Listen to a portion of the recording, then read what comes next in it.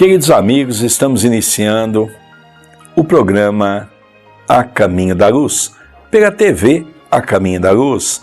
Esse programa que tem sempre por objetivo levar uma mensagem de amor até você.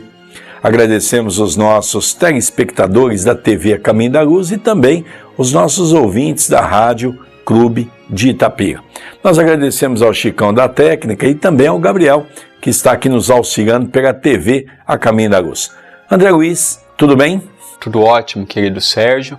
É com grande alegria estarmos adentrando a casas de companheiros aqui de Itapira, seja pela TV, seja pela rádio.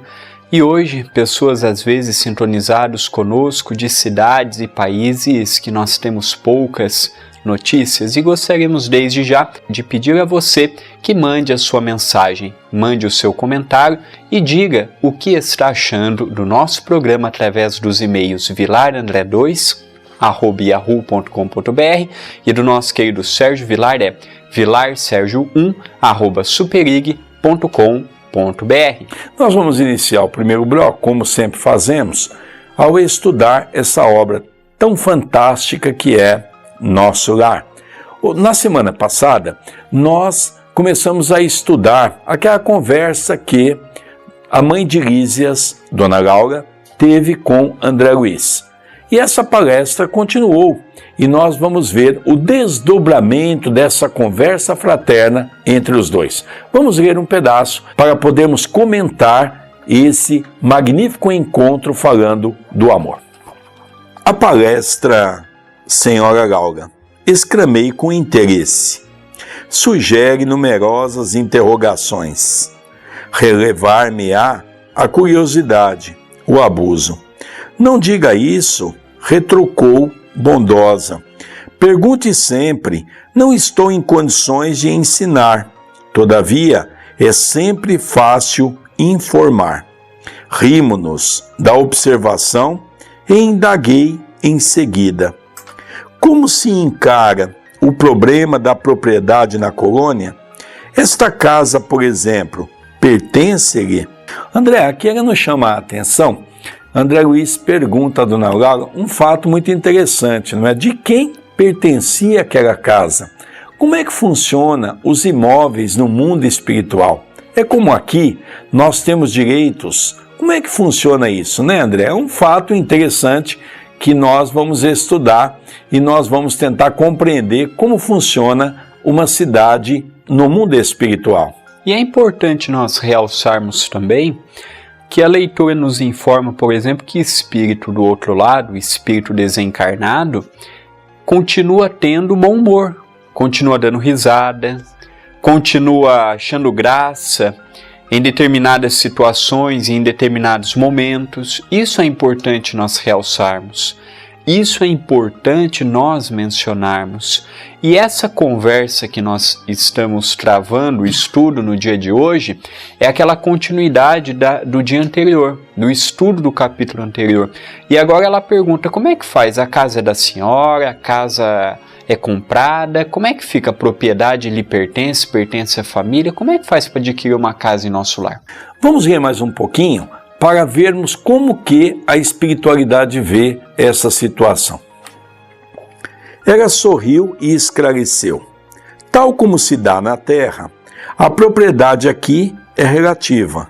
Nossas aquisições são feitas à base de horas de trabalho. O bônus hora, no fundo, é o nosso dinheiro. Quaisquer utilidades são adquiridas com esses cupons, obtidos por nós mesmos, à custa de esforço e dedicação. Primeira coisa, quantos de nós imaginamos que no mundo espiritual nós vamos trabalhar de graça? Não.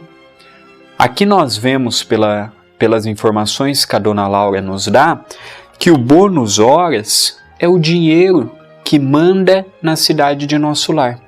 Da mesma forma que aqui no Brasil a nossa moeda é o reais, no mundo espiritual é o bônus hora. Ninguém aqui no Brasil trabalha de graça, lá também não. Seja na condição de uma educadora, igual a Dona Laura, que recebia crianças para que ela cuidasse, seja na condição de trabalhar numa fábrica, porque nosso lar tem fábricas como de suco, de tecidos e outras mais, seja em que área for.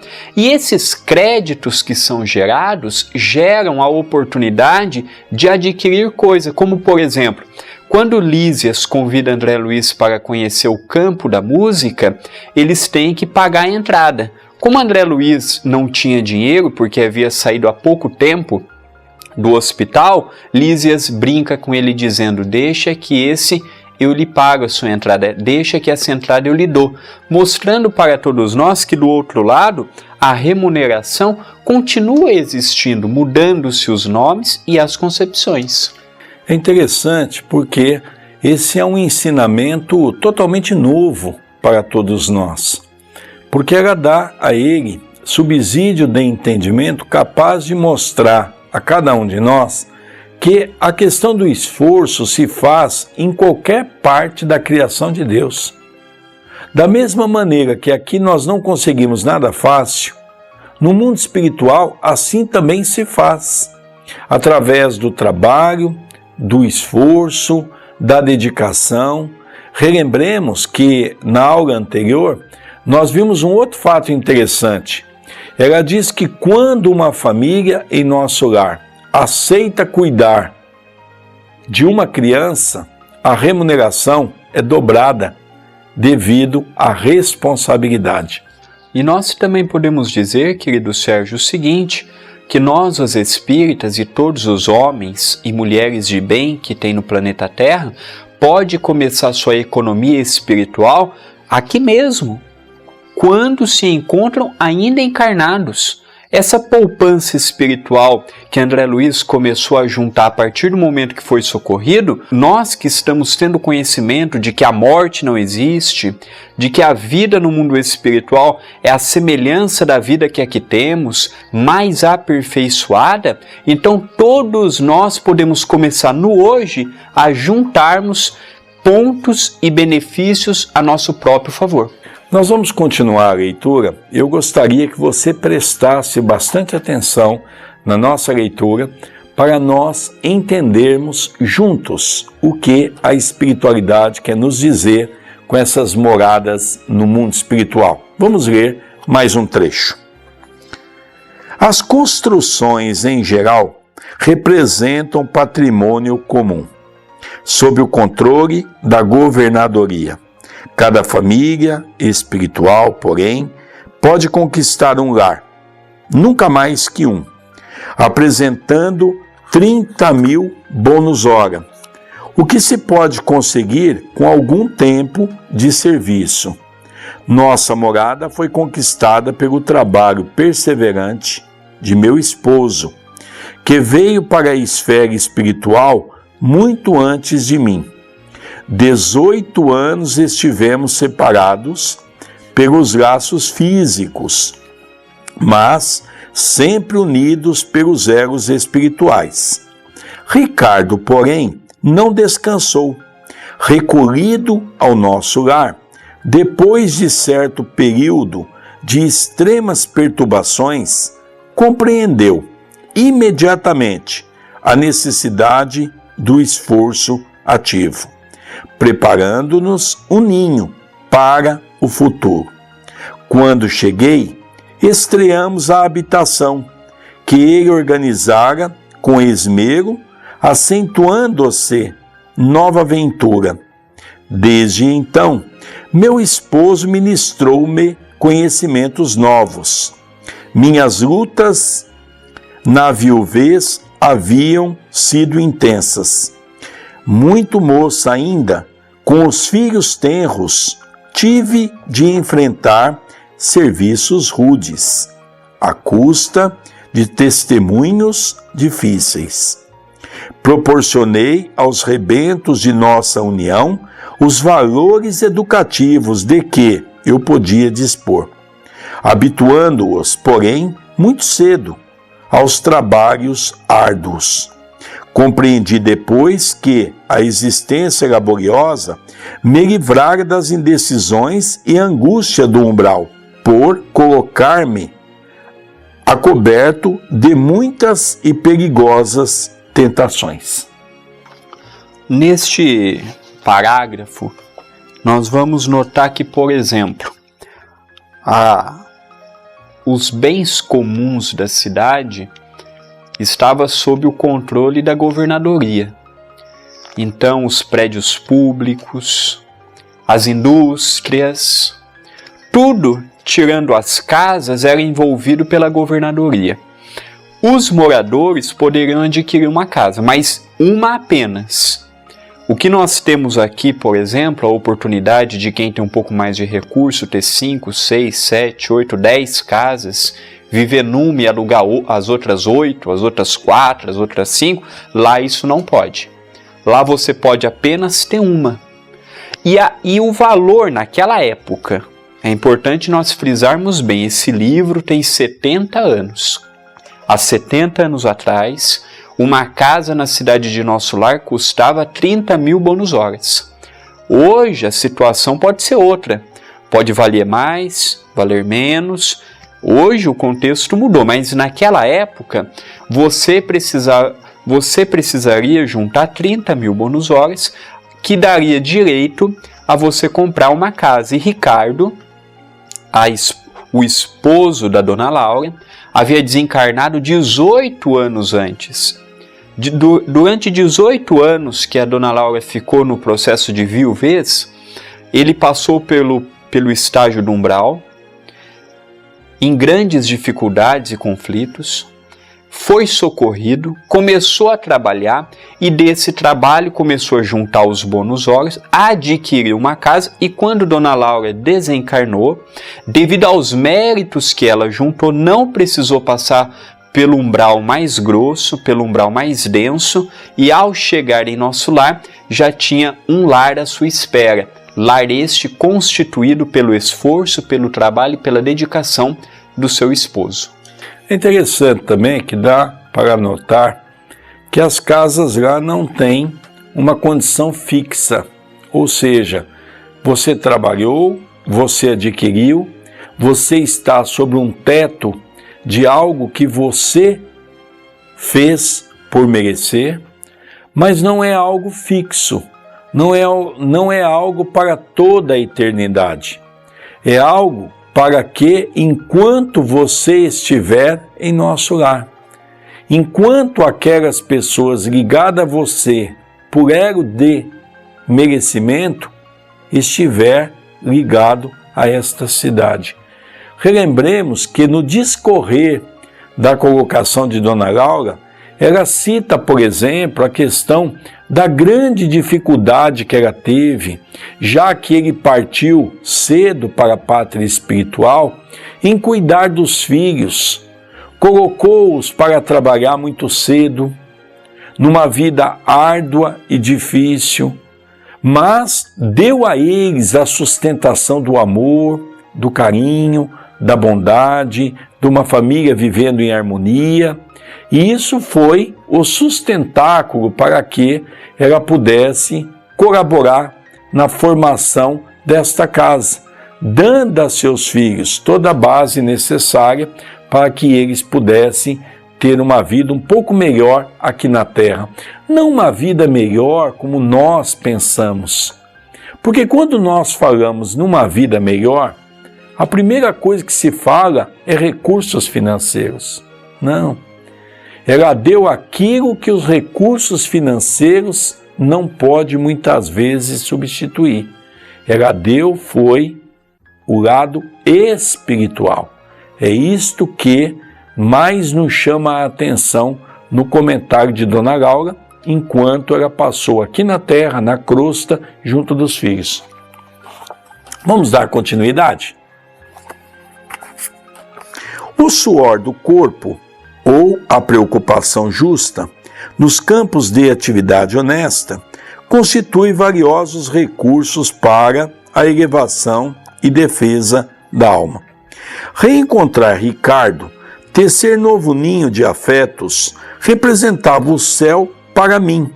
Durante anos consecutivos, vivemos a vida de perene ventura, trabalhando por nossa evolução, unindo-nos cada vez mais e cooperando no progresso efetivo dos que nos são afins. Com o correr do tempo, Lísias, Yolanda e Judite reuniram-se a nós, aumentando nossa felicidade. Eu gostaria, André, antes de você falar, de dizer como é importante a constituição familiar equilibrada aqui na Terra. O esforço de um pai, o esforço de uma mãe, dando aos seus filhos o sustentáculo espiritual, como exemplo vivo do Evangelho. Veja as consequências de tudo isso. Os 3 filhos, bem encaminhados por aquela mãe generosa, amorosa, quando desencarnaram, eles desencarnaram bem, estavam preparados para enfrentar a vida, e quando eles voltaram para o mundo espiritual, já foram acolhidos na cidade de nosso lar. Talvez temos que relembrar que todo o nosso esforço, toda a nossa dedicação feita aqui, com certeza será coroada no mundo espiritual.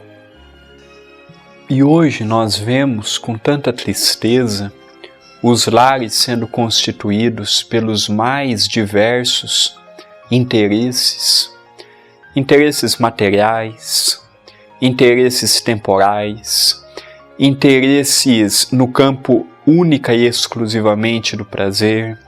Então nós vemos que hoje as ligações que vão formando naturalmente os lares dificilmente são os mesmos elos que nós vemos nos mais antigos, com aquele ideal, com aquele sentimento. E nós estamos falando de uma época em que a esposa para com o marido para com a esposa não tinha liberdade que se tem hoje. Provavelmente, Dona Laura, na sua última encarnação, deve ter sido por volta do século XVIII, XIX, mediante esta obra ter sido publicada em 1944. Então nós vemos que as dificuldades não estão inerentes nos outros, e sim em nós. O cultivo da paz, o cultivo do amor, o cultivo do respeito não depende apenas dos outros, depende de nós também. E se nós dermos o primeiro passo, mais cedo ou mais tarde, o outro também dará. Então, quando eles desencarnaram, eles tiveram a oportunidade novamente de estarem juntos, dando continuidade no núcleo familiar, dando continuidade no crescimento individual e no crescimento coletivo. Nós vamos dar continuidade, mas eu gostaria de chamar a atenção dos nossos telespectadores da TV, dos nossos ouvintes da Rádio Clube, que nós vamos agora ter um diferencial, porque quando nós trabalhamos na Terra, nós ganhamos dinheiro da matéria, chamado reais. No mundo espiritual, se ganha o bônus hora. Nós vamos ver que o esforço de Dona Laura, ele foi valioso para a sua família no retorno ao mundo espiritual, e que o bônus hora ficou por conta do esforço do marido preparar a casa para recepcionar aqueles que estavam se esforçando aqui numa nova caminhada. Vamos ler um pouco mais? Após ligeiro intervalo, em que parecia meditar minha interlocutora, prosseguiu em tom grave. Mas a esfera do globo nos esperava. Se o presente estava cheio de alegria, o passado chamava a contas para que o futuro se harmonizasse com a lei eterna. Não podíamos pagar a terra com o bônus hora, e sim com o suor honrado, fruto de trabalhos, dada a nossa boa vontade. Aclarava-se-nos a visão, relativamente ao pretérito doloroso. A lei do ritmo exigia, então, nossa volta. Neste particular, Quando nós lemos esse livro, dá vontade de, ao desencarnarmos, ou de já estarmos em nosso lar. E é importante nós situarmos que a cidade de nosso lar está numa zona do umbral fino. Imaginemos, por exemplo, como é que deva ser a morada de Chico Xavier no mundo espiritual. Imaginemos nós como deva ser a morada de Dr. Bezerra, professor Eurípides Barçanufo, espíritos que já superaram e muito o estágio de estarem em nosso lar, numa cidade como a de nosso lar. Nosso lar é uma cidade em que ainda mantém muito costume aqui, hábitos que temos aqui, apesar de já ser uma cidade mais espiritualizada, de ter um governo igualitário, de ser dividido igualmente os poderes, de não ter a justiça do homem, essa justiça falha, de que a lei é para alguns apenas. Lá não. Lá não vemos crianças abandonadas, lá não vemos prioridades a não ser as essenciais, não igual nós temos aqui em nossos governos, seja de qual esfera for, dando valor à empresa A, à empresa B, a pessoa A, a pessoa B, não, lá não. Lá todos são tratados iguais. Imaginemos nós como que não é uma cidade, por exemplo, igual onde mora ou morava a mãe de André Luiz, por exemplo. Imaginemos nós as esferas mais altas, como que não é o convívio, como que não é o trabalho, o relacionamento e até mesmo o quesito familiar. Outro ponto interessante é quando ela faz uma abordagem na questão reencarnatória. As suas dificuldades de viver no presente, toda aquela dificuldade se valendo do resgate do passado, mas ao mesmo tempo superando todo esse momento para fazer-se projetar para um futuro. Por isso que a existência na crosta não é tão simples. Por isso que a grande maioria das pessoas falham. Exatamente porque você tem que aliar o passado, o presente e o futuro numa única condição que se chama presente, ainda é um grande desafio para os espíritos que passam pela crosta. Vamos ler mais um pouquinho? Aquelas afirmativas causavam-me viva impressão. Era a primeira vez que se feria tão fundo aos meus ouvidos, na colônia, o assunto referente a encarnações pregressas. Senhora Laura, exclamei, interrompendo-a, permita, por obséquio, uma parte. Perdoe a curiosidade. No entanto, até agora, ainda não pude conhecer mais detidamente o que se relaciona com o meu passado espiritual. Não estou isento dos laços físicos? Não atravessei o rio da morte? A senhora recordou o passado logo após sua vinda ou esperou o concurso do tempo? Aqui André Luiz começa a notar que ele estava muito curioso, porque ele chegou do outro lado, passou por 8, 9 anos de sofrimento, foi socorrido, já estava em nosso lar há algum tempo, nunca se lembrou quem havia sido além da sua última encarnação. Clarencio, Lísias, a própria Dona Laura, nunca viu ninguém fazer referência ao seu passado. E ele ficou curioso, como é que faz? A senhora, logo que já chegou aqui, logo que a senhora desencarnou, já teve acesso ou não? É nisso que nós vamos ver agora o diálogo e a resposta da nossa querida Dona Laura.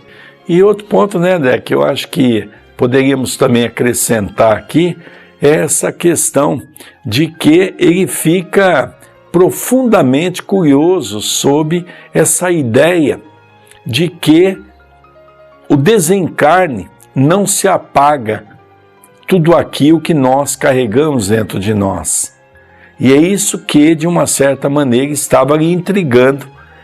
E ele ainda pergunta se ela havia lembrado logo das coisas e das suas dificuldades ou se ela passou por algum tempo no mundo espiritual sobre o chamado perturbação. E é muito interessante porque nós vemos que no meio espírita, querido Pai, muitas pessoas confundem. E muitos dirigentes, muitos oradores até afirmam que ao desencarnar, a grande maioria das pessoas já tem acesso às suas últimas encarnações. Por aqui nós vemos que a coisa não é bem assim. Vamos continuar mais um pouco? Esperei-o, replicou sorridente. Antes de tudo, é indispensável nos despojarmos das impressões físicas. As escamas da inferioridade são muito fortes. É preciso grande equilíbrio para podermos recordar, edificando. Em geral, todos temos erros clamorosos nos ciclos da vida eterna. Quem lembra o crime cometido costuma considerar-se o mais desventurado do universo. E quem recorda o crime de que foi vítima considera-se em conta de infeliz. Do mesmo modo, portanto, somente a alma, muito segura de si, recebe tais atributos como realização espontânea. As demais são devidamente controladas no domínio das reminiscências.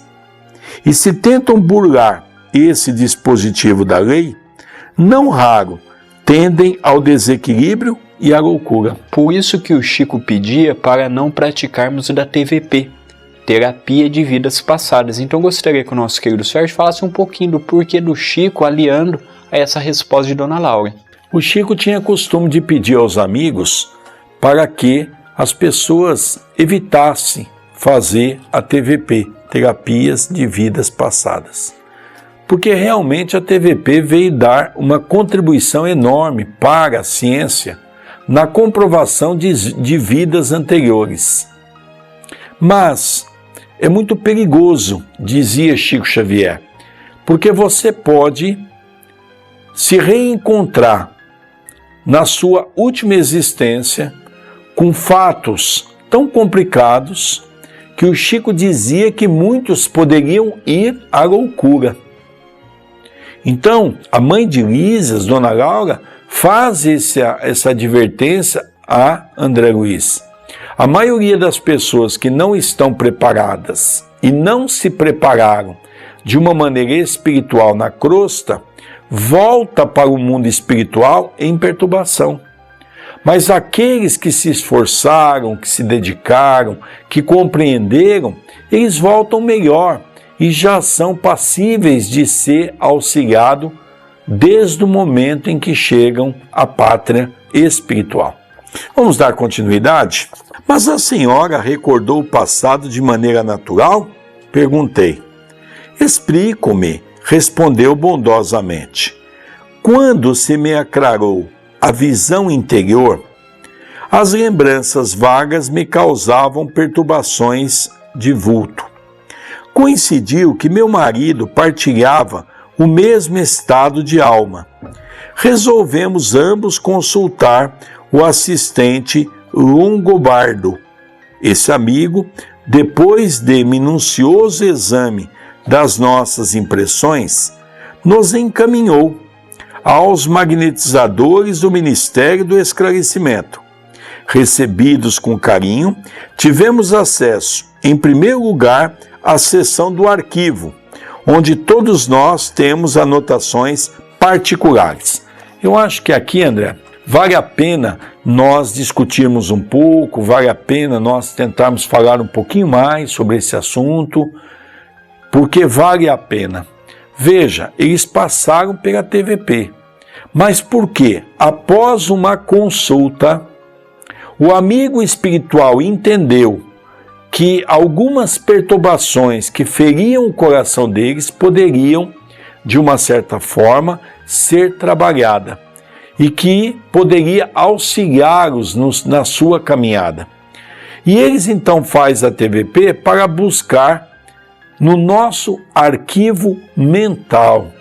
É aquilo, André Luiz, que nós falamos sempre nos nossos grupos de estudo, a importância de criar um arquivo mental. Nós temos um arquivo mental de muitas e muitas existências vividas no planeta Terra e muitos vividas em outros planetas. Nada é perdido. O que ocorre é que há muito lixo nesse arquivo mental. Coisas boas que patrocina ao espírito no campo salutar da evolução é muito pouco. Mas entendeu o amigo espiritual que os dois poderiam buscar no arquivo mental de uma vida anterior algo que pudesse auxiliar a caminhada deles. Isso é um fato que me chamou a atenção. E é importante também nós dizermos que, como a reencarnação de Ricardo e de Dona Laura teve a assistência de Nosso Lar, então já foi uma reencarnação mais programada, mais minuciosa, nós vamos ver que eles também foram, em primeiro lugar, eles foram à seção do arquivo.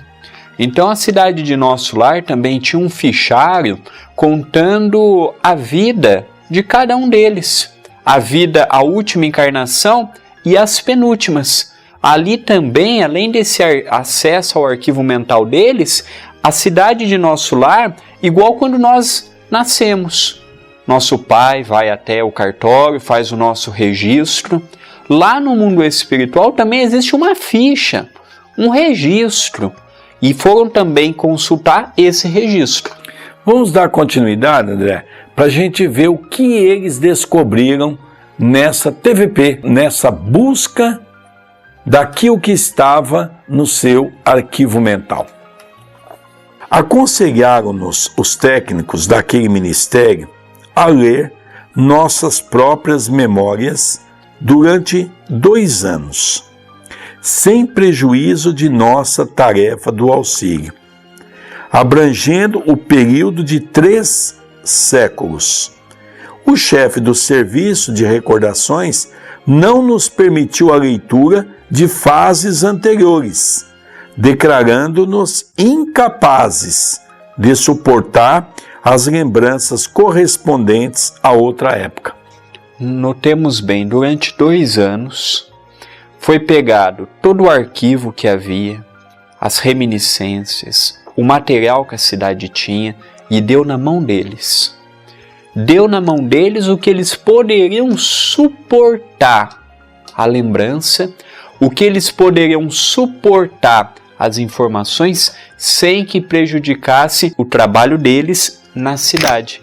Então notemos bem, durante 2 anos eles tiveram acesso a este arquivo. E isso foi a oportunidade que eles tiveram para notarem. E vejamos bem, até 300 anos atrás apenas. Porque se viesse de 400, 500, 600, até mais, eles não suportariam. Um outro fato que eu gostaria também de elencar é a questão de que eles puderam adentrar num período de 3 séculos, 300 anos. Veja, e o amigo espiritual ainda completa, dizendo que eles não poderiam avançar para trás, porque não teriam cabeça para suportar as suas dificuldades. Vamos acompanhar mais um pouco a leitura para nós podermos ir caminhando para o final dessa mensagem tão bonita que faz nos refletir sobre o mundo espiritual. E bastou a leitura para que se sentisse na posse das reminiscências? Atarei curioso. Não, a leitura apenas informa.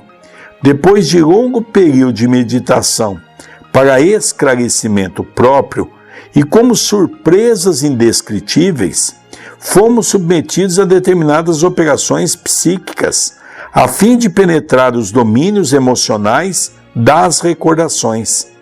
Os espíritos técnicos no assunto nos aplicaram passes no cérebro, despertando certas energias adormecidas.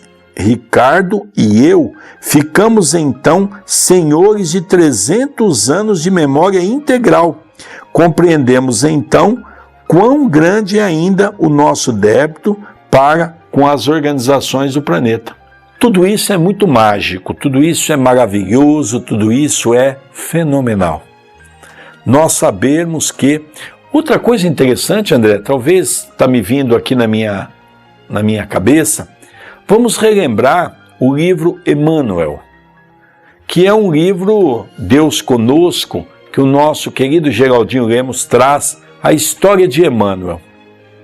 Muitas dessas mensagens estavam guardadas na casa de Wanda Joviano. Você vê, André, Emmanuel relembra muitos anos antes da época de Jesus, quando ele era senador romano, ele já lembra existências antes a isso, a Públio Lentulus. Então nós vemos que, o que ele quer dizer com isso? O que a nossa irmã quer dizer a André Luiz? Conforme nós vamos evoluindo, o nosso passado não vai nos amedrontando, não vai cobrar de nós uma postura diferenciada. Quanto mais evoluído é o espírito, maior o acesso ele tem ao seu arquivo mental. Quanto mais atrasado é a evolução do ser, menos ele tem acesso sobre o seu passado. E é engraçado, não é, querido Sérgio, que a dona Laura foi entender o tamanho da dívida que ela tinha perante as leis divinas a partir do momento que ela compreendeu quem ela foi durante esses últimos 300 anos. E vejamos bem, nós hoje, pelas nossas ações, pelos nossos conflitos, pelas dificuldades que nós passamos, já dá para termos uma ideia, pelo menos eu tenho de mim, que boa coisa, não precisa nem ir longe, mas que boa coisa já na última encarnação não fiz. Não precisa nem ser 300 anos atrás. Por isso que hoje nós todos nos encontramos aqui. É para quitarmos as dívidas. E olha, é importante nós realçarmos que Deus está dando uma oportunidade muito grande para todos nós. Só de reencarnarmos no Brasil, só de reencarnarmos numa cidade igual Itapira, comparado com São Paulo, Rio de Janeiro, qualquer outra capital, aqui o índice de criminalidade é bem baixo. Temos uma cidade que, apesar de todos os conflitos, nós temos um hospital, não tem aquelas filas igual os hospitais de São Paulo. Então o que nos foi dado é muito grande. A oportunidade, o corpo físico, termos um cérebro. Nós já fomos numa PAI. Nós já vimos aquelas crianças que até para fazer as necessidades fisiológicas precisa da ajuda do pai, da mãe. Nós temos um cérebro, nós temos um corpo. Quantas pessoas não estão vegetando neste momento? E nós podemos andar de lá para cá e muitas vezes nunca agradecemos a Deus pelas pernas que nos deu, pelos braços, pelos olhos. Nós só damos valor quando perdemos. Vamos dar continuidade. E onde está nosso irmão Ricardo? Como estimaria conhecê-lo? Exclamei sobre forte impressão. A genitora de Lísias meneou significativamente a cabeça e murmurou: em vista de nossas observações referentes ao passado, combinamos novo encontro nas esferas da crosta. Temos trabalho, muito trabalho na Terra. Desse modo, Ricardo partiu há 3 anos. Quanto a mim, seguirei dentro de breves dias. Aguardo apenas a chegada de Teresa para deixá-la junto aos nossos. Teresa é a mãe daquela neta que nós vimos nos capítulos anteriores. E vejamos bem, olha a calma de uma entidade que iria encarnar nesta dimensão tão difícil. Calma por enquanto, porque no final do livro, quando chega mais perto, nós vamos ver que aquela serenidade que aqui ela demonstra não é tão assim, porque a vida aqui nessa dimensão em que estamos, se nós não tivermos uma vigilância, se nós não tivermos uma sintonia, um ideal no campo do bem, no caminho reto, nós nos perdemos e nos perdemos feio. Veja, André, a programação espiritual que André Luiz traz para nós. Como é importante fazermos uma programação espiritual. Veja que os espíritos trabalham com programação. Os espíritos trabalham sob a égide de organização. Eu sempre digo que quem não sabe onde quer ir, não sabe onde quer chegar. Precisamos começar a planejar as pequenas coisas de nossa vida. Vejamos, você vai concordar comigo, você que está nos vendo, você que está nos ouvindo, nós temos dificuldade até de programar coisas tão pequenas dentro do nosso lar. Imagine o quanto nós vamos ter que avançar no campo espiritual para podermos planejar uma existência. André, vamos terminar a leitura? E de olhar vago, como se a mente estivesse muito longe, ao lado da filha ainda retida na terra, a senhora Laura acentuou: a mãe de Heloísa não tardará. A passagem dela pelo umbral será somente de algumas horas, em vista dos seus profundos sacrifícios, desde a infância. Pelo muito que sofreu, não precisará dos tratamentos da regeneração. Poderei, portanto, transmitir-lhe minhas obrigações no auxílio e partir sossegada. O Senhor não nos esquecerá. Vejamos bem, olha a diferença dela, por exemplo, para André Luiz. Ela vai ficar algumas horas. E outro ponto interessante, Sérgio, ela já vai chegar lá tendo a oportunidade de trabalhar. André Luiz não. André Luiz, ou Carlos Chagas, ele chegou do outro lado, ficou 8 anos sofrendo, passando por inúmeros problemas. Chegou em nosso lar, foi 1 ano de tratamento. Recebeu alta, não tinha para onde ir. Lísias, por caridade, leva André Luiz para sua casa, para ele não ficar desamparado. Olha a diferença de um espírito para o outro ao desencarnar. Veja, ela viveu momentos sacrificiais na Terra. Ou seja, ela não se preocupou com a matéria, não se preocupou com as festas, não se preocupou com o bem-estar pessoal, não se preocupou na busca incansável das coisas da matéria. Ela se preocupou em viver resignadamente perante as dificuldades que a vida lhe havia imposto. Mas ela descobriu uma palavra que o movimento espírita vem trazer para nós: resignação. Ela foi resignada perante a dor e teve o seu prêmio de recompensação no mundo espiritual, na cidade de nosso lar. Queridos amigos, nós vamos encerrar esse primeiro bloco, sempre lembrando dos nossos patrocinadores, Moi Pneus, nosso querido Júnior, e também nosso querido João, lá da Casas Baioc da 15. Se você disser que assiste o nosso programa, você vai ter um desconto legal. Já nós retornaremos com outro bloco.